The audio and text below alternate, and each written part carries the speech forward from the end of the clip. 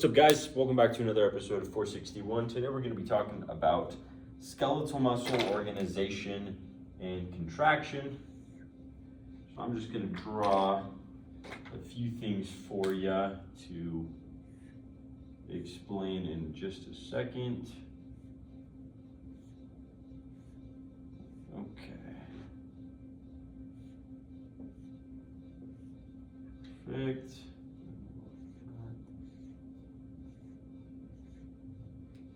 Okay, so these green things, okay, these are called actin. We'll get into exactly what they are, like a close-up thing in a minute. And then these are called tropomodulin.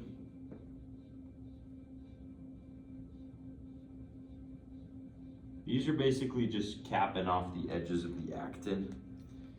And you get over here.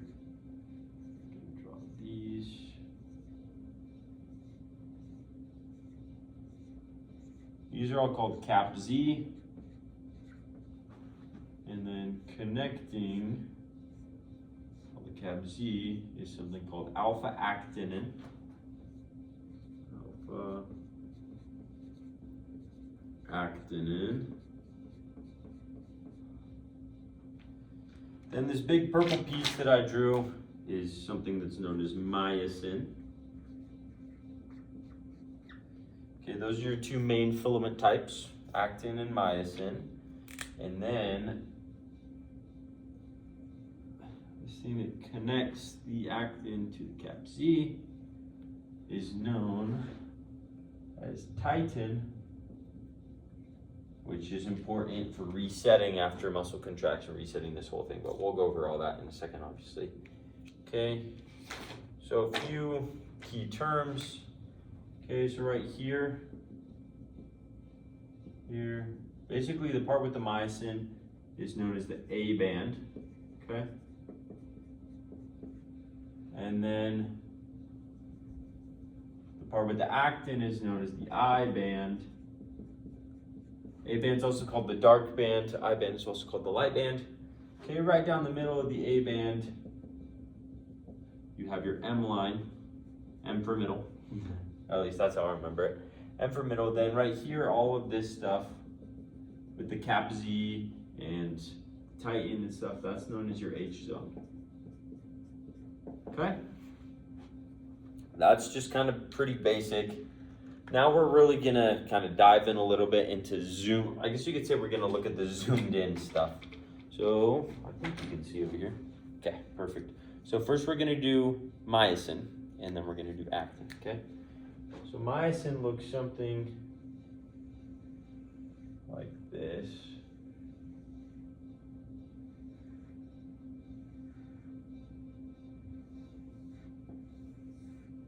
Okay. So myosin is interwoven, and then it has two hinge parts, okay? And it also has so the hinges, and it has two heavy chains, or four heavy chains and two light chains, okay? So you have your heavy chains, which are woven, then you have your light chains. One of them is your alkali chain, and one of them is your regulatory chain.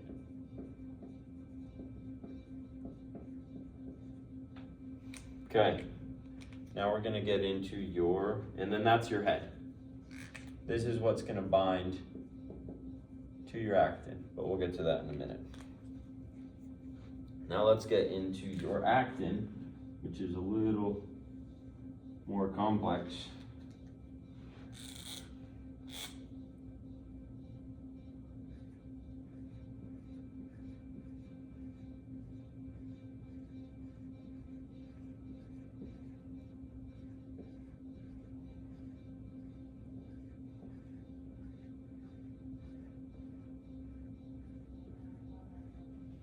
Okay.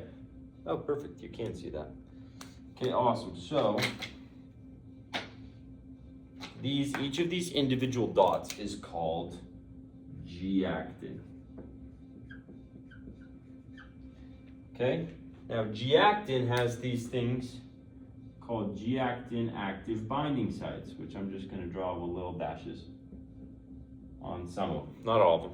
But basically the G-actin active binding site is where your myosin is going to come and bind. But we have a problem. There's this thing called tropomyosin, which is blocking all of your G-actin active binding sites. So the tropomyosin can't block, you can't have any muscle contraction. Luckily, there's a molecule on here called troponin. Okay, now troponin has 3 different parts. Yeah, there's 3 little sections, I guess you could say. We'll enlarge it right here. So you have troponin I, troponin C, and then you have troponin T.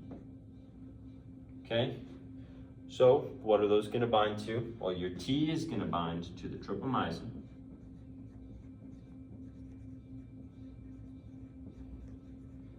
Your C is going to bind to calcium. And then your I is going to bind to myosin.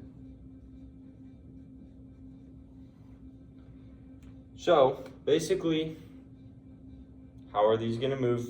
We're going to get to that in a minute. Another few key terms you should know. This line that I drew at the beginning is called nebulin, kind of like the core. You can think of it that way.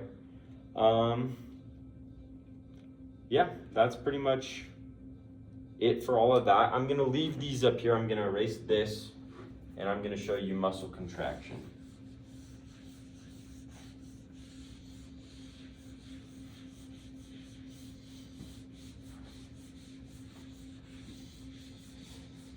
Okay, so basically what's going to happen, you have your neuromuscular junction, okay?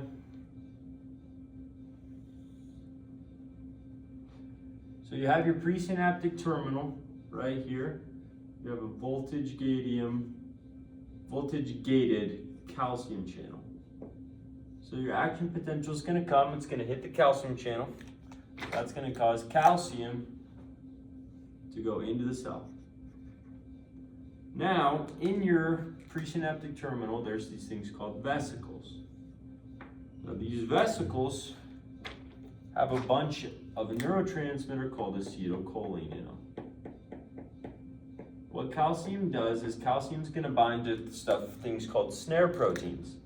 Snare proteins are connecting the membrane to these vesicles, and when the calcium binds to them, it's going to cause them to wind up and perform exocytosis, releasing the acetylcholine into the synaptic cleft. Now, what's going to happen there, on this postsynaptic membrane, you have all of these receptors, which are ligand-gated sodium channels. So when the acetylcholine comes and binds, they're going to open, and that is going to allow sodium to come down the gradient into the cell. Okay? So now sodium comes down into the cell, the cell depolarizes, and it's going to cause another action potential. Now in your membrane, you have these long pockets called T-tubules. Okay, so I'll write that over here. Actually I'll write it on the other side. T-tubules. Now the T-tubule is technically considered part of the ECF because you can see it's just a continuation. On your T-tubule, you have a receptor.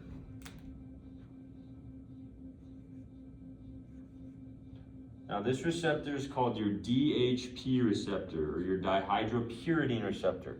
It's a voltage-gated calcium channel. It doesn't work as a voltage-gated calcium channel. All it does is it works to sense your voltage, okay? So your action potential is going to come down. It's going to hit the DHP receptor. The DHP receptor is going to open. Now, the DHP receptor is connected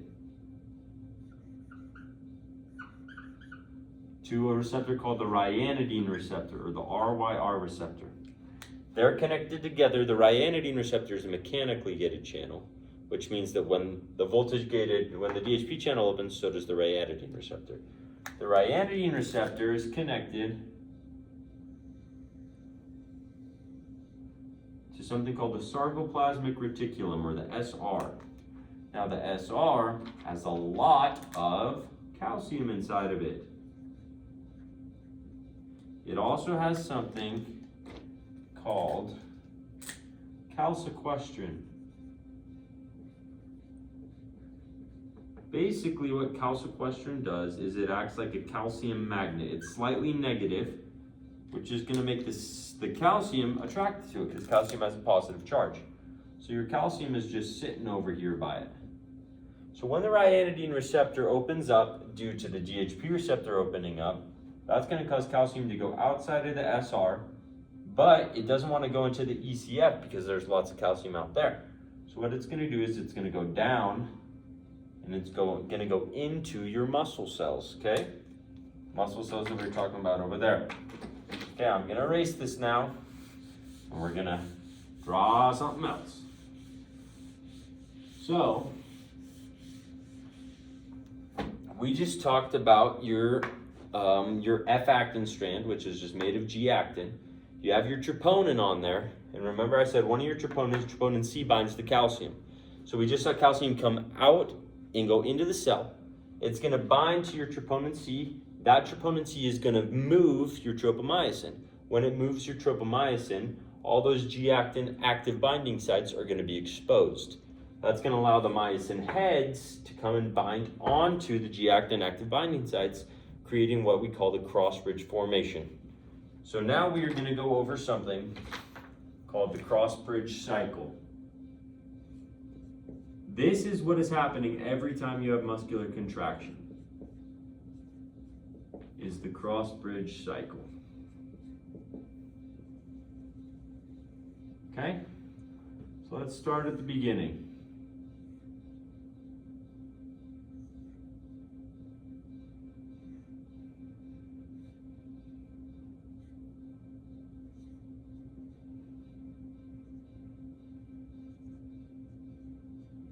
Okay, so you have your myosin here, okay?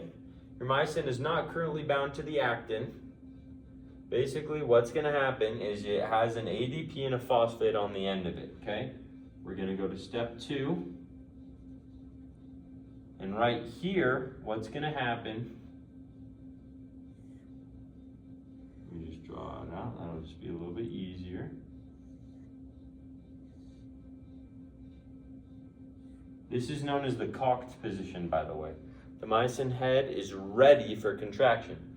So the myosin is going to bind to your actin, okay?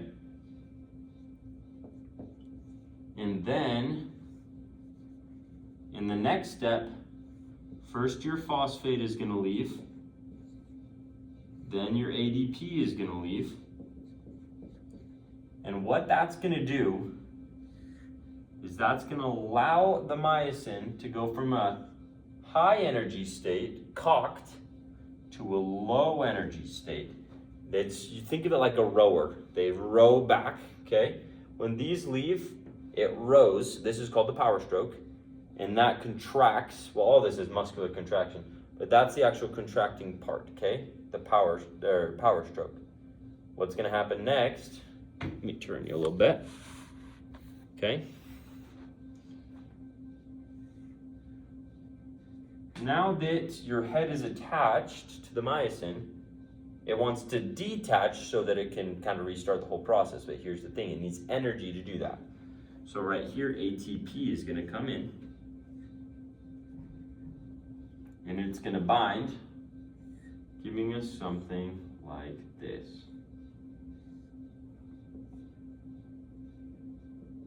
Going to bind to the head, and that is going to allow this bond to be broken, okay? Which is going to release heat. Heat is also going to be released right here when you make the bond. Okay? Now we do something called hydrolysis.